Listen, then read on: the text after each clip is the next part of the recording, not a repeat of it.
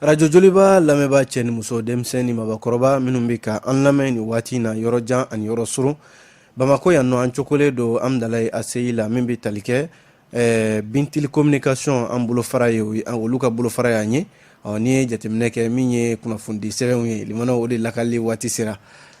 kunnafoni gafe minnu bɛ sɛbɛn an balima kunnafoni dilaw fɛ limanaw dongo don gafe ninnu bɛ bɔ an b'a lakale aw ye walasa a bɛ se ka faamuya sɔrɔ a la cogo min na o la bi ye araba ye min bɛ tali kɛ mars kalo ale tile 31 ale y'o sɔrɔ kumaso kɔnɔna la yan a balimakɛ Amadu Jalo min ye Musa Sanogo ye ale de bolo bɛ nɛgɛ kɛrɛfɛ la Musa an tɛ ɲinɛ segukaw fana kaw b'an lamɛn kosɛbɛ an bɛ laseli la ye 100 ka segukaw bɛɛ fɔ k'u waleɲuman dɔn k'u ni sɔgɔma aw bisimila kunnafoni kɛnɛ kan. Joliba FM bi kunnafoni gafew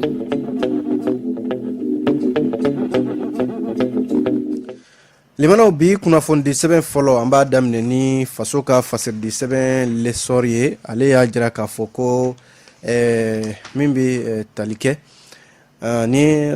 Tombouctou mara lajɛ yɔrɔ gɛlɛya dɔw tun ye ale sɔrɔ min ye san 2012 waatiw la banbanci jɛkulu maaw fɛ kɛrɛnkɛrɛnnenya la cɛ min bɛ yen n'ale yɛrɛ tɔgɔ fɔn bɛ a ko la kosɛbɛ ni o ye Ahmad Al-Faki ni diɲɛ kiribulonba n'o ye Cour pénale internationale ale yɛrɛ ye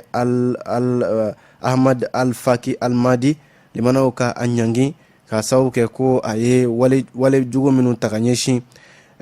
Tombouctou yɔrɔ sahale minnu bɛ yen nɔ limanaw ni maa yɛrɛ bɛ se k'a fɔ yɔrɔw don minnu ni a bɛ san caman bɔ bi limanaw yɔrɔ kofɔlen ninnu maaw ɲɛ jɔyɔrɔw don misiriw don maaw bɛ se ka u disi gosi ni minnu ye a jala k'a fɔ ni ye jateminɛ kɛ min ye a yɔrɔ kofɔlen ninnu ye Ahmad Al-Faki ale nɔ yera a tiɲɛniw na kosɛbɛ o la Cour pénale internationale kɔni ye a ka kiiri ta ka san 9 k'o kaso k'o da kunna limanaw maa minnu bɛ yen ni olu fana ye kɔlɔlɔ sɔrɔ a ko la ani Mali jamana yɛrɛ yɔrɔ Tombouctou ye Mali ɲɛda dɔ ye kabi lawale seko ani dɔnko sira la o la yɔrɔ minnu bɛ yen n'o ye misirikɔrɔ ye n'u k'u ma ko mozelew limanaw k'olu ci k'u da kolon ci ka sababu kɛ ko min ye Ahmad Al-Faki ye ale ka hakilaw ani diinɛ min b'a bolo waatini limanaw ko min don a ma bɛn sabu Al-Faki an y'a fɔ ten sisan min ye septembre kalo la san 2016 u y'a bila kaso la statut de Rome o yɛrɛ bɛ a yamaruya cogo min na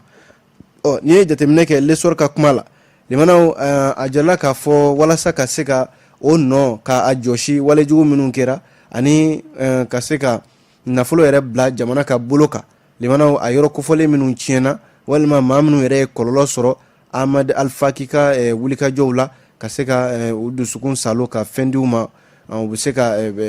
u dusukun salo ni min ye o de senfɛ Bamako yan kunungo Centre international de conférence de Bamako la a kɛra an ka jamana kuntigi min bɛ cɛmancɛ fanga kunna ni o ye bandaw ye a kɛra o ɲɛna a kɛra diɲɛ kiribulonba Cour pénale internationale procureur général Fatou Bensouda ale yɛrɛ tun bɛ Mali kɔnɔna la yan limanaw a kɛra maa ɲɛna maa minnu fana bɛ yen ni olu ye kɔlɔlɔ sɔrɔ ni u ka sow cira so minnu bɛ yen ni diinɛ sow don alisilamɛya so minnu bɛ yen ni maaw ɲɛ jɔyɔrɔw don limanaw ni maa yɛrɛ bɛ se k'a fɔ a so ninnu caman bɛ yen i n'a fɔ maa min bɛ yen ni u ka Albert Kunta ale min ye kɔlɔlɔ sera maa minnu ma olu ka kuma lasela a y'a jira k'a fɔ ko so ninnu caman bɛ yen limanaw a kun jɔlen don wa adamadenya yɛrɛ jɔsenba de tun ye a so ninnu ye limanaw ni o bɛ ko min na UNESCO yɛrɛ tun ye so ninnu caman k'a ta ka yanga diɲɛ ɲɛfɛ k'a fɔ ko nin ye yɔrɔw ye Tombouctou mara la diɲɛ bɛ se k'i disi gosi ni min ye bolofɛn kɔrɔw la n'a fɔra maa nana i sen dɔ la k'o bɛɛ tiɲɛ ka taa n'a sen fila ye limanaw k'a sera a fɛn ninnu a ka se ka jɔ a nɔ na walima ka se ka ɲɛda kura wɛrɛ d'a ma o de kɛra sababu ye baara dɔ kɔni bolodara n'u k'a ma programme dɔ limanaw a jala k'a fɔ miliyari 1 ani miliyɔn 775 CFA la o de taara diɲɛ kiribulonba fɛ CPI limanaw ni u k'a ma ko fonds au profit des victimes limanaw ka se k'a di walasa ni yɔrɔ kofɔlen ninnu a tiɲɛna nka ka se k'a dilan kura ye limanaw a kɛra jɔn de ka wulikajɔ kɔnɔ maliden do musolaka do madame Doumbia mama Kwate mama Kwate min ni limanaw ale ka wuli ka jɔ bonyana ko in na kosɛbɛ maa minnu bɛ k'u ye kɔlɔlɔ sɔrɔ Tombouctou ale mara la ka se ka u ka hakɛw segin u ma ani misiri minnu tiɲɛna ni bɛɛ lajɛlen jɛ don bɛɛ bɛ se k'i disi gosi n'a ye bi limanaw ale muso in ale de ka wuli ka jɔ bonyana ko la kosɛbɛ lesɔrɔ ka fɔ la bi tɛgɛ dara nafolo min kan limanaw miliyari 1 ani miliyɔn 700 kunkanfɛn UNESCO ni diɲɛ kiribulonba olu de y'u bolo bila u jufa la walasa ka nafolo in k'a di kunungo a jɛrɛw kɛra Bamako yan nɔ an ka jamanakuntigiw tun b'a kɛnɛ kan ani n'i ye jateminɛ kɛ maaba caman minnu ye UNESCO maaw ye min ye CPI maaw ye a bɛɛ lajɛlen tun bɛ a kɛnɛ kan yen nɔ cɛmancɛ fanga ɲɛma ni o ye bandaw ye a ko Ahmed Al-Faki Al-Mahdi ale ka ɲangini diɲɛ kiribulonba fɛ limanaw ko nin ye a damana misali ye ka ɲɛsin maa minnu bɛ yen n'u k'u ɲɛti tɛmɛ Mali kɔnɔna la yan an ka misiri minnu bɛ yen ni u ye tamasiyɛn b'u la tamasiyɛn minnu ni u bɛ Mali yɛrɛ tɔgɔ fɔ yɔrɔ bɛɛ olu tiɲɛni nin ye misali ye ka ɲɛsin diɲɛ ma k'a fɔ ko foyi tɛna kɛ Mali kɔnɔ yan bilen k'o bɛ to yen walima ko o bɛ ye ka to yen ten kuma ye nin ye dɛ limanaw an ye nin bɔ lesɔri kɔnɔ sɔgɔmada in na aw bonya b'a la. Joliba FM. Bi kunnafoni gafew.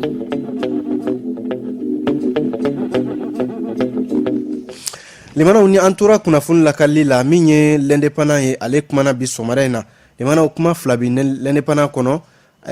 fɔlɔ o ye ko jaabi minnu bɛ yen ni o ye sɛgɛsɛgɛli jaabiw ye minnu tun bɛ ka kɛ fagali min kɛra an bɛ se ka fɔ ten walima mugu ci min kɛra ka ɲɛsin duguncini ma n'u k'a ma ko bunti limanaw na a jarala k'a fɔ maa 22 o de fara a wulikajɔ in senfɛ min ye diɲɛ kelenatɔnba ka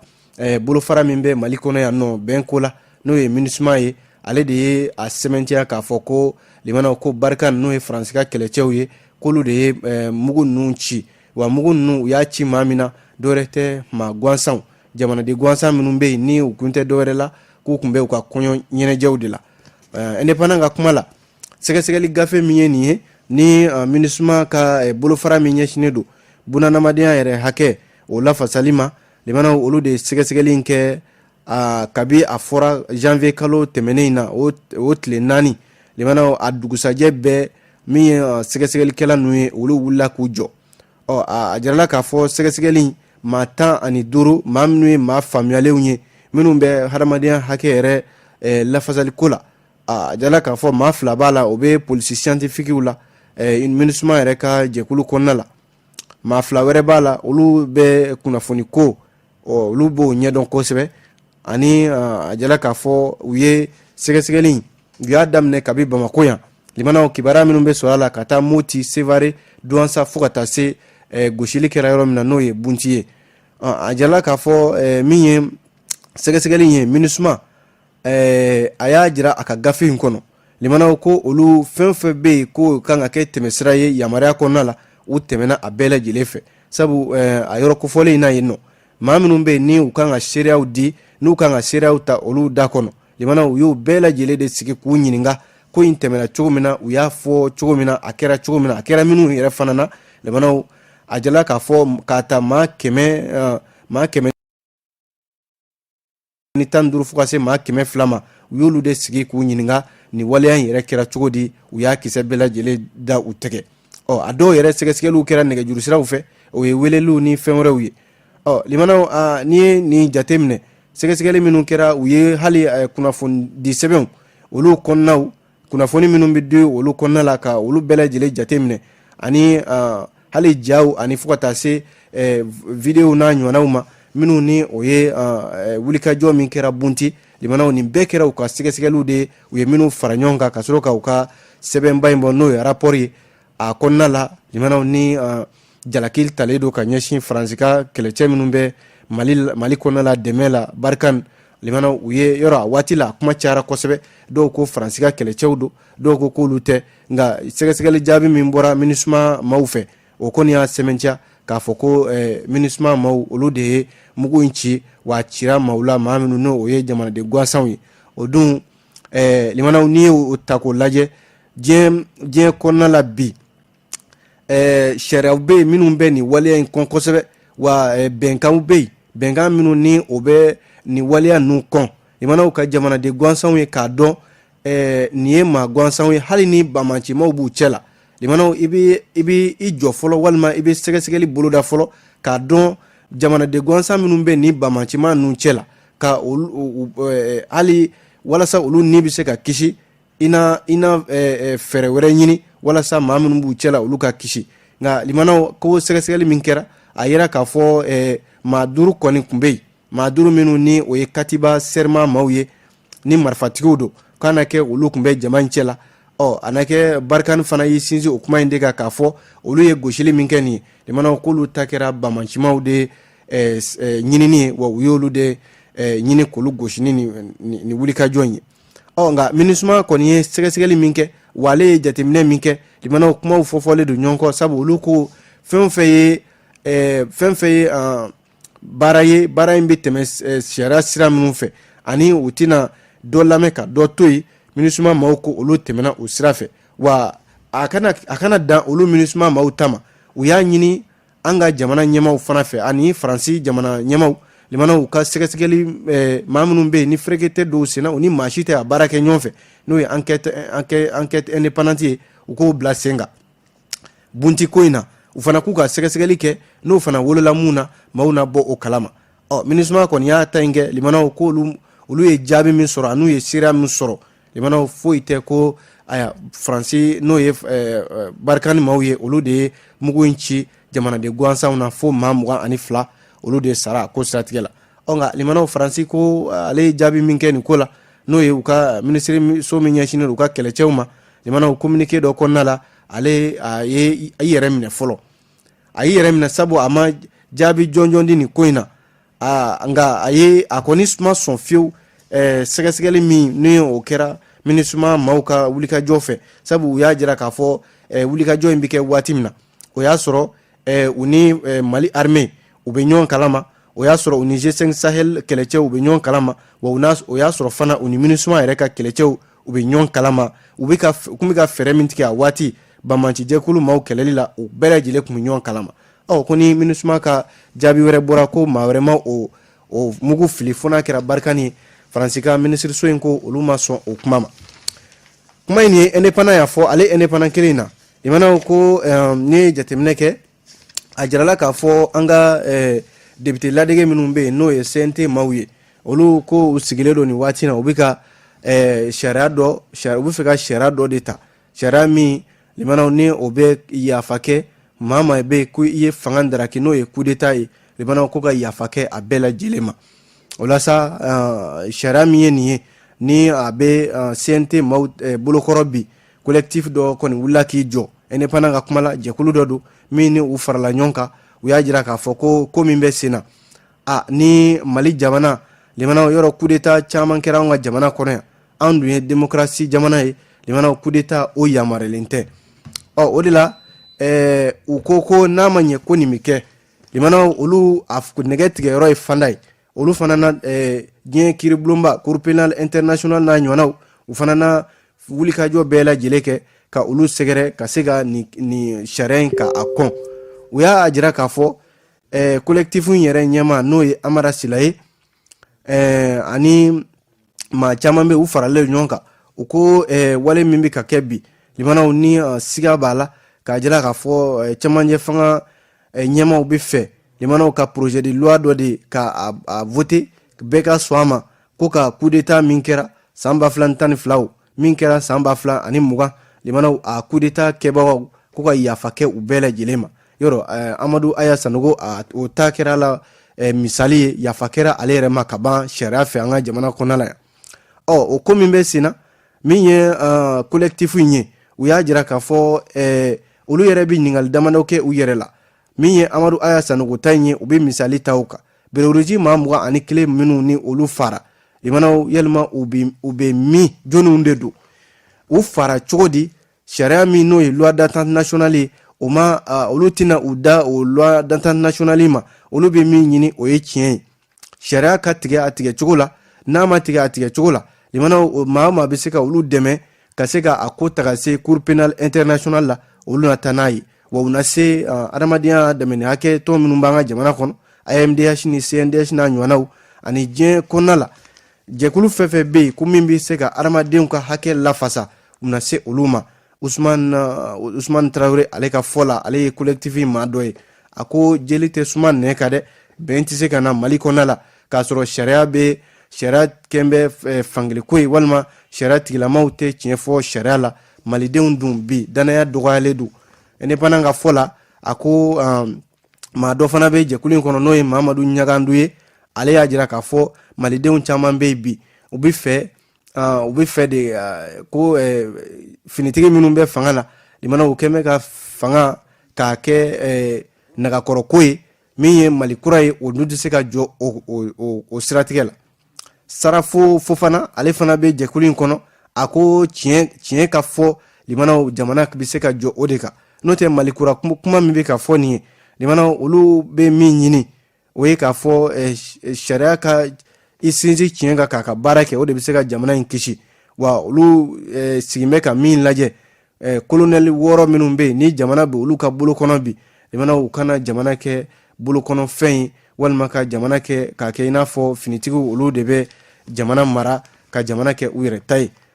collectif y'a jira k'a fɔ olu kɔni sigikan ye bi CNT maaw n'a ma ɲɛ k'u bɛ sariya bila sen kan sariya min n'a o bɛ yafa kɛ maa minnu ye coup d'état kɛ Mali kɔnɔna la ka fanga daraki olu fana tɛna yafa a ko kɔ dɛ wa olu na a ko sama ka se yɔrɔ la a kan ka sama ka se yɔrɔ min na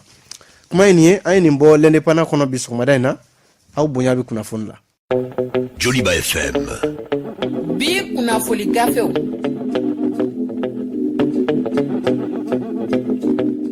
Limana kunnafoni sɛbɛn bɛ ni o ye l'indicateur du renouveau ye ale y'a jira k'a fɔ nin waati na bi araba donya in limana boloci min ni o ɲɛsinnen don coronavirus bana ma ko a bɛ daminɛ bi o la nka ka kɔn boloci in don ɲɛ n'o ye bi araba ye a jirala k'a fɔ walasa ka se ka kunnafoni cari minisiri min bɛ yen n'ale bɛ an ka kɛnɛyako kunna Dr Fanta Sibi ale tun ye kunnafonidilaw wele ka ɲɛfɔli kɛ baara ninnu bɛ tɛmɛ cogo min na o la a kelen tun tɛ kɛnɛ ka ye professeur Seydou Doumbia ani min ye chef inhumation de la direction générale de la santé et de l'hygiène publique Dr Ibrahima Jara olu fana bɛɛ lajɛlen tun bɛ kɛnɛ kan walasa ka ɲɛfɔli kɛ baara ninnu kan ka tɛmɛ cogo min na nka minisiri ka ɲɛfɔliw la fasiridi sɛbɛn indicateur du renouveau a ko Dr Fanta Sibi ko nin ye jigiya de ye Mali ma sabu vaccin min ye nin ye ni a dose 396 Mali sera k'o sɔrɔ kabi mars kalo tile 5 tɛmɛnen fo ka n'a bila bi la a ko olu bɛ baara la walasa ka boloci ka a daminɛ boloci dun limanaw ko a bɛ daminɛ nka a bɛ daminɛ ni dɔgɔtɔrɔw yɛrɛ de maa minnu bɛ yen ni olu bɛ covid-19 kɛlɛ la su ani tile minnu bɛ yen n'olu ni banabaatɔw bɛ ɲɔgɔn kan su ani tile n'o ye dɔgɔtɔrɔw ye a bɛ daminɛ olu la ani maa minnu fana bɛ yen ni u si janfara ka taa san 60 ka yɛlɛ ka taa ani minnu fana bɛ yen ni bana b'u la bana min bɛ yen limanaw ni bana wɛrɛ donna senkɔrɔ a bɛ se ka kɛ a bɛ juguya o maa kofɔlen olu fana ka boloci o fana b'a a ko dafɛ minisiri y'a jira k'a fɔ u bɛ cɛ ni muso wele Mali kɔnɔ la minnu bɛ kunnafoni baara kɔnɔ limanaw u ka se ka kunnafoni di a dicogo yɛrɛ la walasa bɛɛ k'a dɔn boloci a bɛ kan ka kɛ cogo min na ani maaw ka se ka a faamuya limanaw coronavirus na furadama ni sisan cɛ a jirala k'a fɔ a ye tiɲɛni min kɛ sɔrɔko ni kɛnɛyako ni maaw yɛrɛ ka hakɛw la limanaw coronavirus a ye tiɲɛni min kɛ o de dagosi bonyana Dr Ibrahima Jara ale ka ɲɛfɔliw la a ko boloci bɛ daminɛ Bamako dugu kɔnɔna de la Bamako district kɔnɔna la kɔfɛ a na sɔrɔ ka taa yɔrɔ tɔw la sabu a dɔrɔn k'a fɔ coronavirus a fanga de ka bɔ Bamako yan kosɛbɛ ni yanta bɔra la a na sɔrɔ ka se yɔrɔ wɛrɛw la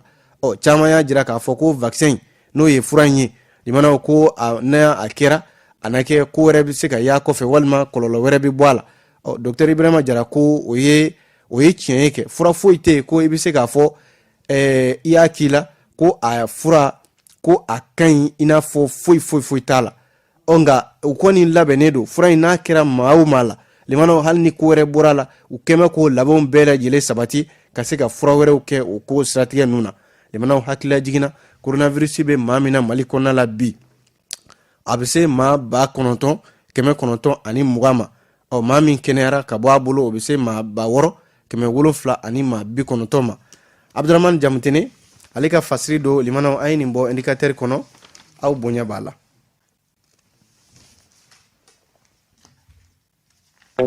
Joliba FM. Bi kunnafoni gafew.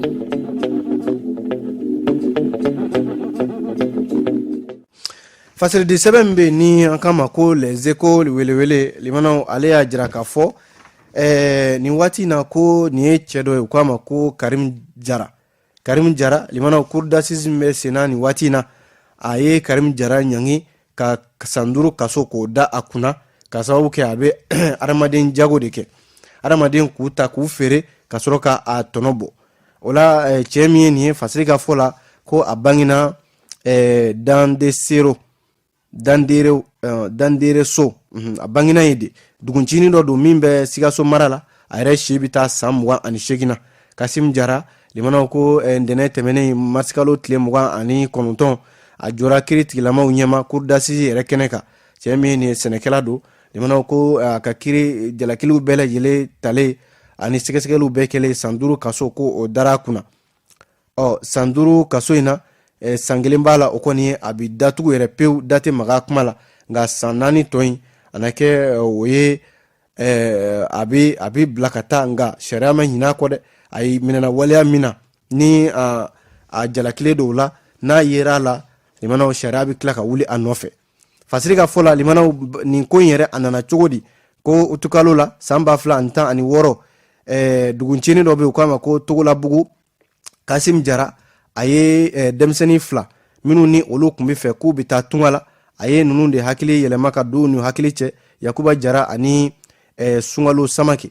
a bɛɛ lajɛlen denmisɛnnin fitininw don san 14 limanaw k'u di maa ma n'u ko o ma ko Yakuba Berete o fana o ma dɔwɛrɛ kɛ limanaw ka taa n'u ye ka t'u bila